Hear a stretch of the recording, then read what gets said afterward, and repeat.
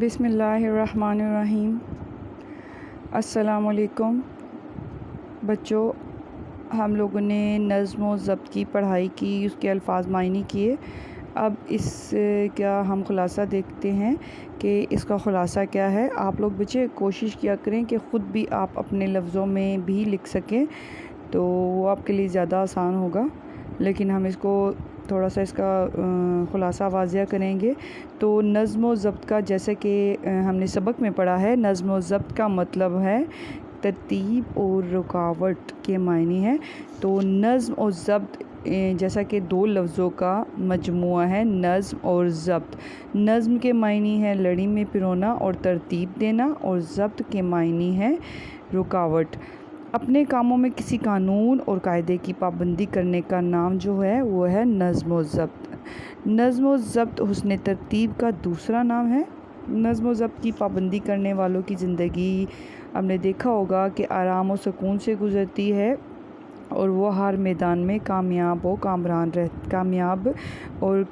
اور کامرانی سے گزرتے ہیں۔ نظم و ضبط کی پابندی کرنے سے ہر کام ایک خاص ترتیب سے اور جلد اور کم وقت میں ہو جاتا ہے، اور بحث سے بھی انسان بچ جاتا ہے، اور انسان لڑائی جھگڑے اور ایک فضول بحث سے بہت حد تک بچ کر اپنے کام کی طرف متوجہ ہو سکتا ہے، اور ان کی زندگی میں کام ٹھیک طریقے سے، اور جو لوگ نظم و ضبط کی پابندی نہیں کرتے ان کا کام ٹھیک طریقے سے نہیں ہوتا، بے ترتیبی ان کی زندگی میں ہمیشہ سے رہتی ہے۔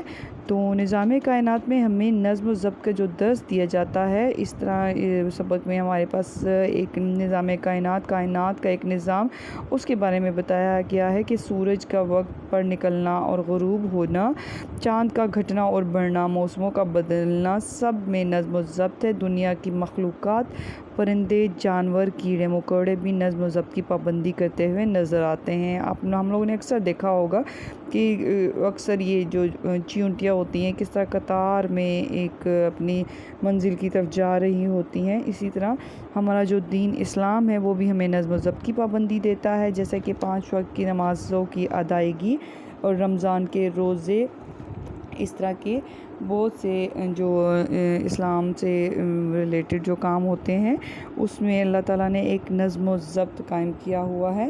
اور اس حضور صلی اللہ علیہ وسلم نے حضور صلی اللہ علیہ وسلم نے ہمیں بھی بہت ساری جگہوں پہ نظم و ضبط کی پابندی کا احساس دلایا ہے، جیسا کہ آپ صلی اللہ علیہ وسلم نے ایک جگہ پہ فرمایا تھا کہ صفیں سیدھی کرو، صفیں ٹیڑھی نہ بناؤ، ورنہ اللہ تعالیٰ تمہارے دلوں کو ٹیڑھا کر دے گا۔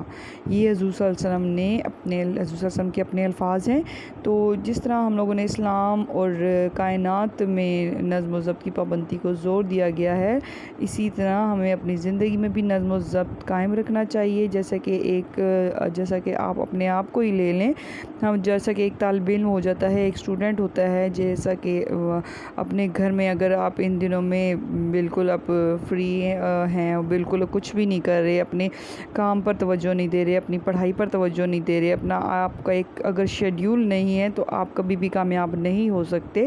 میں امید کرتی ہوں کہ سب بچوں نے اپنا ایک شیڈیول بنایا ہوگا، ایک نظم و ضبط سے اپنی دن گزار رہے ہوں گے۔ تو ایک طالب علم کبھی بھی کامیاب نہیں ہو سکتا جب تک کہ اس کا کام مقررہ وقت پر ہو۔ اس لیے اپنی زندگی میں مشکلات سے بچنے کے لیے ہر طالب علم کو چاہیے، اور آپ کو بھی چاہیے، اپنے کاموں کی پابندی رکھیں، اپنے کام میں ایک نظم و ضبط قائم کریں، تاکہ ہمیشہ آپ زندگی میں کامیاب ہو۔ اور ہم پاکستان کو کامیاب اگر ہم پاکستان کو کامیاب دیکھنا چاہتے ہیں تو ہمیں نظم و ضبط کے اصولوں پر دل و جان سے عمل کرنا ہوگا، اور وقت کی قدر و قیمت کو جانتے ہوئے اسے ضائع ہونے سے بچانا ہوگا۔